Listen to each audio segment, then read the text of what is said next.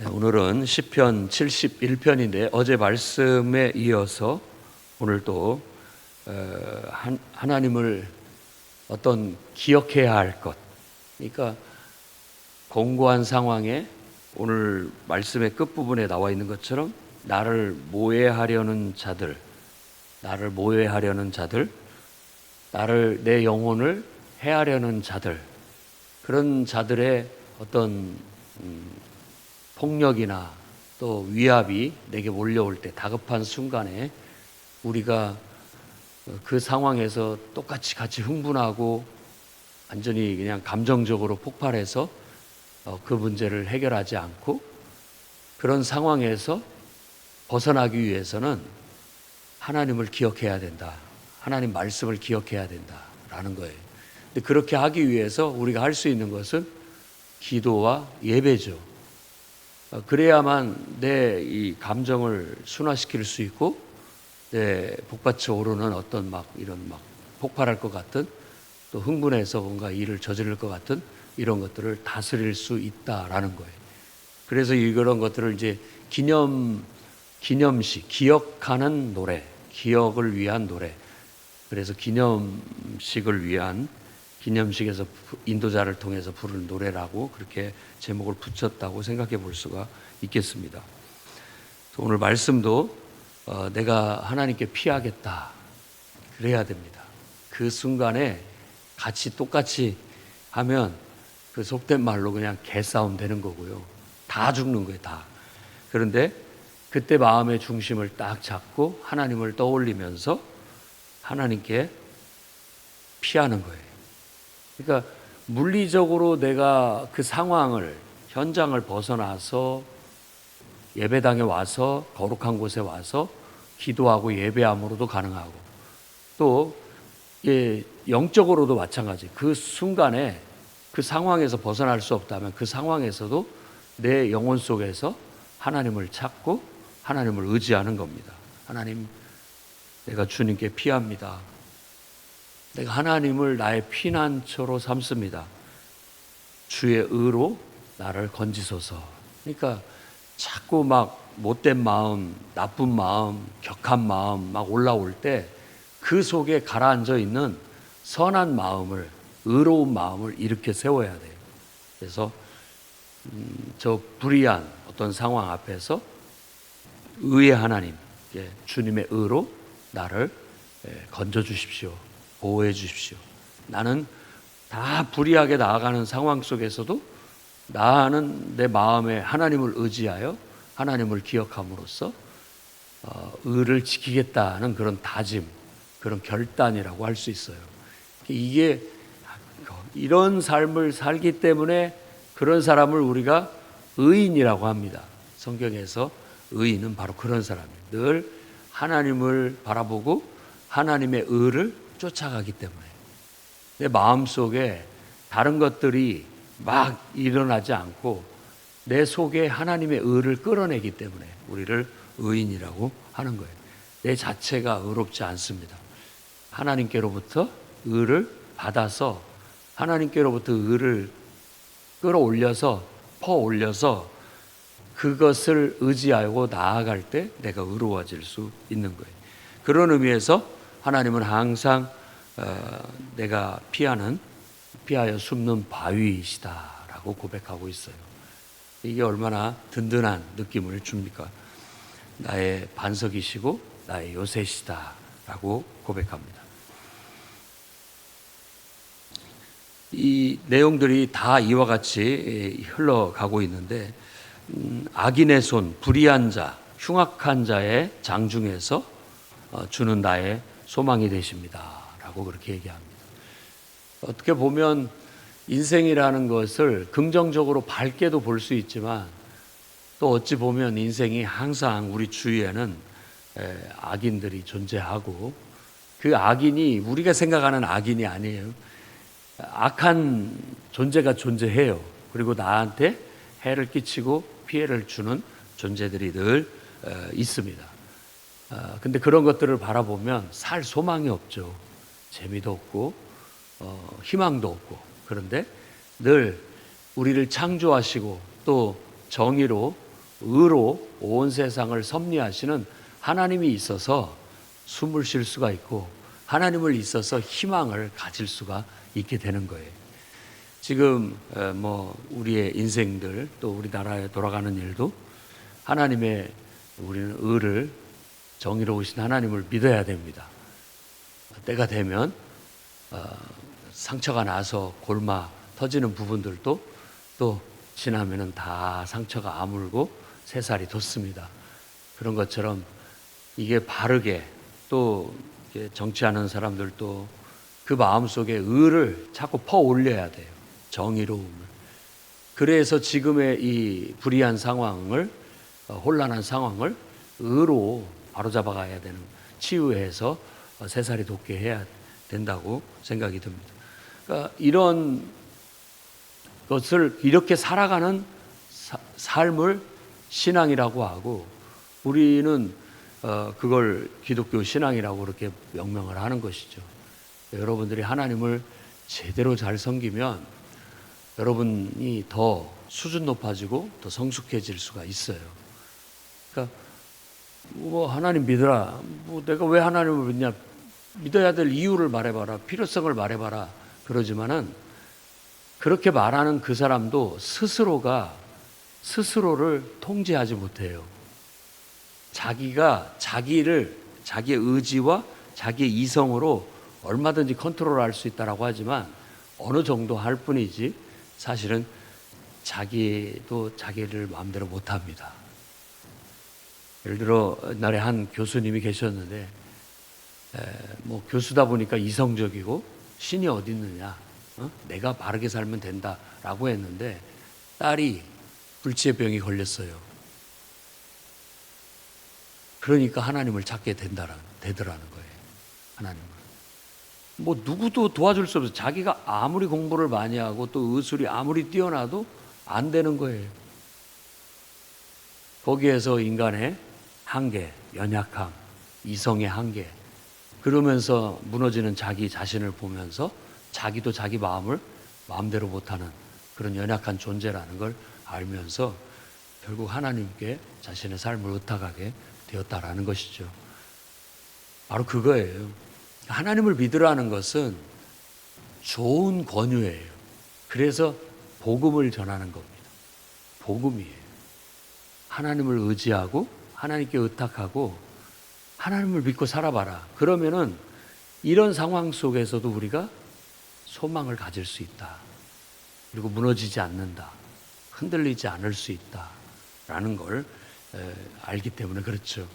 그래서 어떤 사람은 예수 믿고 하나님을 섬기는 것을 힘든 일로 생각을 하는데 십자가가 짐 같으면 고생스러울 뿐인 거예요. 그것을 기쁨으로 알아야 돼요. 옛날에 예수님이 그런 은유 비유를 하나 들었는데 포도원에서 주인이 일꾼을 불러요. 아침에 일찍부터 와서 일하는 사람이 있었고 또 중간에 와서 일하는 사람이 있었고 거의 끝나갈 무렵에 와서 일하는 사람이 있었어요. 끝나고 나서 품삯을 주는데 다 똑같이 줘요. 다 똑같이 줘요. 이게 나중에 와서 잠깐 일하고 똑같은 품삯을 받으니까 좋다라고 생각할지 모르지만, 그리고 또 일찍부터 와서 나는 무슨 고생이냐, 넌 더 받아야 되는 거 아니냐. 근데 원래 약속한 품삯은 똑같은 거니까 그냥 줬다는 거예요. 근데 그 은유에서 우리에게 주시고자 하시는 것은 뭐냐면 다른 게 아닙니다. 자, 여러분은 이 세 사람 중에서 어떤 사람이 되고 싶으세요? 맨 나중에 잠깐 와서 일하고 품삯을 받기를 원하세요? 아니면 중간 정도 오면은 그래도 중간이니까, 아니 너 일찍부터 와서 일하면은 손해라고 생각해서, 아니면 일찍부터 와서 일하고 싶은 마음도 있을 수 있을 거예요. 자, 만일 그 일하는 것이 고생이 아니고 축복이라고 생각해 보세요. 이게 고생스러운 게 아니라 축복이에요. 아침에 일찍부터 와서 일하는 게, 그 일하는 그 자체가 축복이에요. 기쁨이고 행복이고. 그렇게 생각한다면 더 낫다 이런 것이죠.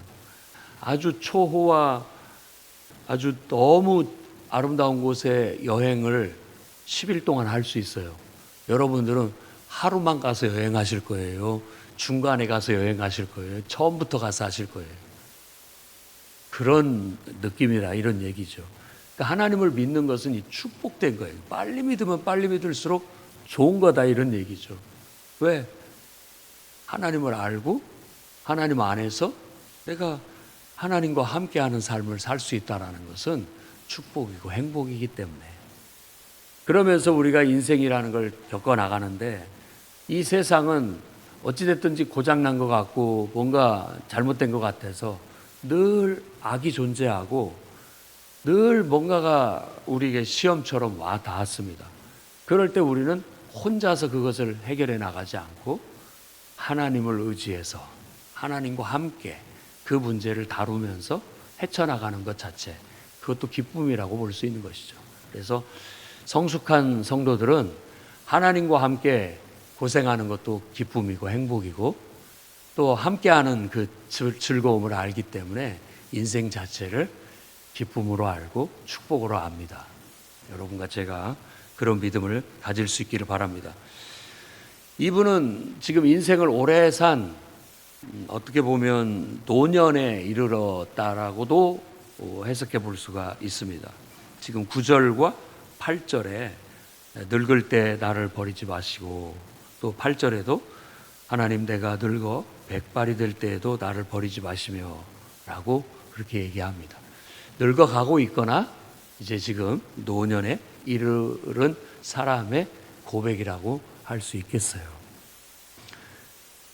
한 세월을 이렇게 살면서도 하나님이 늘 내 곁에서 나를 지켜주셨고 나와 함께 해주셨다라는 고백과 함께 앞으로도 내가 이렇게 힘이 없고 쇠약해진다 할지라도 하나님 나를 버리지 말고 나와 함께 해주십시오 라는 그런 기도를 드리고 있다라는 거예요. 아니 여러분 늘 상황이 나쁘게 돌아가고 또 내 몸이 아프고 또 내가 힘이 없고 또 사람들이 나를 외면하고 내가 외롭고 힘들어졌을 때라 할지라도 여러분 하나님을 기억하고 힘을 내고 희망을 가지시기를 바랍니다. 하나님은 영원히 우리와 함께 하시고 또 나를 지켜주시고 마지막 순간에도 내가 함께 할 분은 하나님밖에 없어요. 하나님밖에 없어요. 그러니까 불의의 제물로 친구를 사라. 이 세상 떠나면 너를 맞이해 줄 사람이 누구냐? 직장 잃으면 누가 나를 받아줄까? 염려한 그런 지혜로운 사람처럼 내가 이 세상을 살면서는 내 가족도 있었고 내 자녀도 있었고 친구도 있었는데 내가 이 세상을 떠날 때는 유일하게 나 혼자 이제 그 길을 가는데 그때 나를 챙겨줄, 나를 맞이해 줄 분, 그분이 바로 예수 그리스도요. 우리를 창조하신 하나님이라는 걸 잊어서는 안 된다는 거예요. 그래서 기억하라는 거예요. 기억하라. 그래서 그분께 평상시 내가 이제 하나님 앞에 곧 가게 될 텐데 그분을 향해서 이렇게 한 걸음 한 걸음 가고 있는데 어찌 보면 이렇게 속된 말로 나를 좀 잘 봐달라고 평상시 잘하는 거예요. 그러니까 내가 지금 이 땅에서 주님을 섬기고 하나님과 함께하는 것이 그분과 친하게 지내는 것이 곧 이 세상을 떠나서 이제 하나님께로 갈 때 낯설지 않고 그분과 이렇게 다시 기쁨의 재회를 할 수 있는 그런 어떤 길을 예비하는 것이다라고 은유적으로 얘기를 하고 있는 거예요. 우리가 늙어도 또 우리가 기력이 쇠한다 할지라도 하나님의 권능이 하나님의 힘이 우리를 떠나지 않을 것입니다. 우리를 지키시고 보호하셔서 지켜주실 거예요. 끊임없이 우리를 공격하는 이 악으로부터 우리를 지키실 것이고 우리를 공격하는 악을 오히려 하나님께서 그들에게 욕과 수치가 돌아가게 하실 것이다 라고 그렇게 확신하고 있습니다. 그래서 19절에 하나님 누가 주와 같으리까 라고 그렇게 얘기하고 또 핵심적인 고백은 14절 15절이라고 할 수 있겠는데 나는 항상 소망을 품고 주를 더욱더욱 찬송하리이다. 얼마나 멋진 고백입니까? 나는 항상 소망을 품고 주를 더욱더욱, 강조해서 그냥 더욱더욱. 성경에서 이렇게 반복해서 말하기가 쉽지 않거든요. 왜냐하면 성경은 군더더기가 없어요. 불필요한 말을 쓰지 않습니다. 그런데 이렇게 강조했다라는 건 특별하다는 거예요. 간절하다는 것이죠. 내가 측량할 수 없는 주의 공의와 구원을 내 입으로 종일 전하리이다. 하나님이 살아계시기 때문에 항상 의가 이 세상에 존재하는 거예요. 하나님이 공의를 지켜주시기 때문에. 그래서 내가 바르게 살 때 하나님이 그 바르게 사는 의인들을 지켜주시는 거예요.